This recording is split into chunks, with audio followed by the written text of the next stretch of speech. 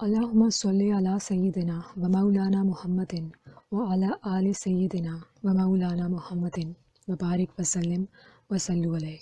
अस्सलामु अलैकुम। काफ़िला दुरूद पाक में आपको बहुत खुशामदीद। सुब्हानकल्लाहुम्मा व बिहम्दिका ला इलाहा अंता अस्तगफिरुका व अतूबु इलैका। तहरीर व तकरीर से पहले अगर ये पढ़ लिया जाए तो कोई ख़ता हो जाए तो अल्लाह ताला मुआफ़ फरमा देता है।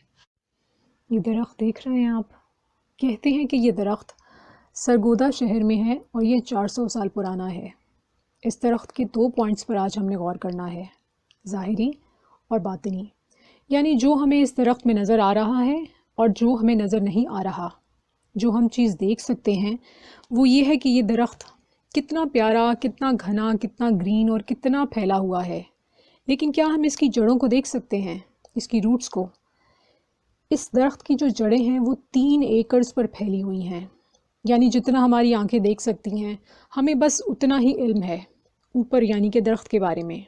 जो चीज़ लेकिन हम जो देख नहीं पा रहे वो इससे बहुत ज़्यादा है, जो कि हमें इल्म उसका नहीं है। जो हमारे इल्म में है वो कम है, जिससे हम बेखबर लाइल्म हैं वो बहुत ज़्यादा है। ये तस्वीर आपको दिखाने का मकसद एक नहायत अहम नुक्ते की जानिब आपकी तवज्जो दिलानी है। वो ये है कि जिस तरह इस दरख्त के 2 पार्ट्स हैं, एक जो हम देख सकते हैं और दूसरा जो हमारी नज़रों से ओझल है, जिसका हम अंदाज़ा नहीं लगा सकते। इसी तरह से दुरूद पाक के भी 2 हिस्से हैं। एक जो हमारे इल्म में आ जाता है, जिसको हम देख लेते हैं, महसूस कर लेते हैं, और दूसरा जो हमारे इल्म में नहीं है, जिससे हम बिल्कुल लाइल्म हैं। और अगर कोई लाइल्म हिस्सा उसका हमें इल्म हो भी जाए तो हम इसको इमेजिन कर ही नहीं सकते। चलें आज इस पॉइंट को टेस्ट करते हैं। हम आज आपको एक परिंदे के बारे में बताते हैं और फिर हम सब मिलकर उसको इमेजिन करने की कोशिश करते हैं। अगर कोई इस बर्ड को इमेजिन करने में कामयाब हो गया, यानी जैसे जैसे इस बर्ड की डिटेल वीडियो में बताई जाएगी, उसी तरह से आपने अपनी अपनी इमेजिनेशन के मुताबिक इस परिंदे को इमेजिन करने की कोशिश करनी है। यानी कि जो जो बताया जाएगा कि ये ऐसा ऐसा है, आपने अपने जहन के मुताबिक बिल्कुल वही नक्शा जहन में लाना है। ठीक है? अगर आप ऐसा करने में कामयाब हो जाते हैं तो प्लीज़ कमेंट सेक्शन में ज़रूर बताइएगा कि आपने इस परिंदे की तस्वीर देख ली अपने जहन के मुताबिक, अपने हिसाब से। और ये बात अभी से हम कह देते हैं कि ऐसा कोई कमेंट नहीं आएगा, क्योंकि कोई भी इसको इमेजिन ही नहीं कर पाएगा। लेकिन चलिए टेस्ट शुरू करते हैं। इमाम बहकी रहमतुल्लाह अलैह ने किताबुल अज़कार में हज़रत अबू ज़र गफ़ारी रज़ियल्लाहु ताला अन्हु से रिवायत की है कि आप सल्लल्लाहु अलैहि वसल्लम ने फरमाया है कि जब कोई शख्स आप सल्लल्लाहु अलैहि वसल्लम पर दुरूद शरीफ पढ़ता है तो दुरूद उसके मुंह से जल्दी करके निकलता है और दुनिया के हर मैदान और जंगल और दरिया पर गुज़रता है और हर सिमत फिरता है कि मैं फ़लाँ बिन फ़लाँ का दुरूद हूँ कि उसने नबी पाक सल्लल्लाहु अलैहि वसल्लम पर पढ़ा। बस हर चीज़ उस दुरूद के पढ़ने वाले के लिए रहमत मांगती है और उस दुरूद से एक ऐसा परिंदा पैदा होता है जिसके 70,000 बाजू यानी कि पर होते हैं। हर पर में 70,000 रोंगटे होते हैं। हर रोंगटे में 70,000 सर होते हैं।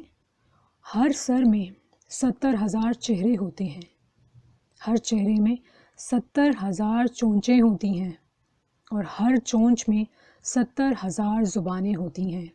और वो परिंदा हर ज़ुबान से 70,000 लुग़त की तस्बीह करता है और इस तमाम तस्बीह का सवाब उस दुरूद पढ़ने वाले को मिलता है। बस ख़याल करना चाहे कि एक मरतबा दुरूद पढ़ने के एवज़ में कितने करोड़ तस्बीह का सवाब अल्लाह ताला इस बंदे को अता फ़रमाता है। अब बताइए, क्या आप इमेजिन कर पाए कि किस तरह का दिखता होगा वो परिंदा?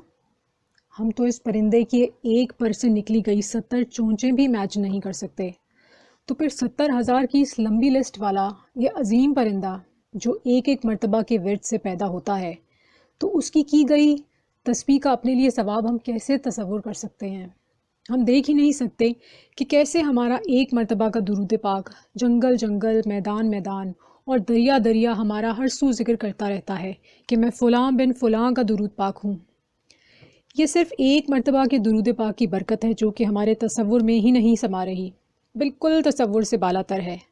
تو ایک انسان جو کہ درود پاک کا ورد کرتا ہی جائے اس پر کیا کیا برکتیں نازل ہوں گی، ثواب کے ایسے پیمانے جو کہ ہمارے علم میں ہی نہیں ہیں، کیونکہ ہم اس عظیم رب کائنات کی عظمت اور اس کے درود پاک سے محبت اور اس کی درود پاک کے ورد کرنے والے خوش نصیبوں سے محبت کا ہم لوگ بالکل تصور نہیں کر سکتے۔ اس کے بعد اگر کوئی یہ کہے کہ میں نے تو درود پاک ورد کیا پر کوئی فرق نہیں پڑا، یقین کیجئے فرق بہت پڑا ہے، بے انتہا پڑا ہے۔ ضروری نہیں کہ کوئی خواب ہی آئے گا تو ہم تسلیم کریں گے درود پاک کی برکات کو۔ ڈسکریج بالکل مت ہوں حالات سے۔ صحابہ کرام اور اہل بیت اکرام نے جو جو مصائب اٹھائے، انبیاء کرام پر جو جو آزمائشیں آئیں، وہ بہت بہت مشکل تھیں۔ ہم تو ان آزمائشوں کے قابل بھی نہیں ہیں، اور ہم اللہ تعالیٰ سے پناہ مانگتے ہیں کسی بھی قسم کے حالات سے، کسی قسم کی بھی پریشانیوں اور آزمائش سے۔ اس لیے درود پاک ورد کیجئے اور آپ صلی اللہ علیہ وآلہ وسلم کی پناہ میں آتے جائیں۔ درود پاک کو درود برائے درود ہمیں ورد کرنا ہے۔ اللہ پاک اور فرشتوں کی سنت سمجھ کے ورد کیجئے۔ آپ صلی اللہ علیہ وآلہ وسلم کی محبت میں ورد کیجئے۔ صرف کسی مصیبت کے وقت ہی ہمیں اس کو ورد نہیں کرنا، بلکہ اپنی زندگی کا حصہ بنانا ہے۔ فائدے تو مل ہی جائیں گے، باطنی بھی اور ظاہری بھی۔ لیکن اگر آپ کسی مصیبت سے دوچار ہیں تو شیطان الرجیم کے وسوسوں کا شکار مت ہوئیں، جو کہ آپ کو بولے گا کہ ارے کوئی فرق نہیں ہو رہا، کوئی افاقہ نہیں ہو رہا، چھوڑو اس درود کو، کوئی فائدہ نہیں، ورد کرنا بند کر دو۔ اس کا تو کام ہی یہی ہے۔ آپ خود کو اور اپنے ایمان کو بچائیں، اور درود پاک کا ورد صرف اس لیے کیجئے تاکہ آپ صلی اللہ علیہ وآلہ وسلم کی توجہ اور قرب نصیب ہو۔ پریشانیاں تو ویسے ہی انشاءاللہ وقت کے ساتھ ساتھ دور ہوتی جائیں گی، کمی ہمارے ورد میں ہے، اللہ پاک کے سچے وعدوں اور آپ صلی اللہ علیہ وآلہ وسلم کی بشارتوں میں نہیں ہیں، اور بالکل بھی نہیں ہیں۔ اس لیے درود پاک سے جڑ جائیں اور بے غرض ہو کے درود پاک ورد کیجئے، کسی غرض کی وجہ سے نہیں، بالکل بے غرض ہو کے ورد کیجئے۔ اور آج جس پرندے کے بارے میں ہم نے ڈسکشن کی ہے، آج جو برڈ تھا، اس کو اپنے ذہن میں رکھ لیجئے تاکہ آپ کو مزید موٹیویشن ملے ورد کی۔ اللہ پاک ہم سب کی پریشانیاں دور فرمائے، اور جن جن ممبرز نے بھی دعا کی درخواست کی ہے، اللہ پاک ان کی سب مشکلات دور فرمائے، ان کو ہر امتحان میں کامیاب کرے، اور جو جو بیمار ہیں ان کو شفا عطا فرمائے، صحت عطا فرمائے۔ آمین ثم آمین۔ سلامت رہیں۔ اللہ حافظ۔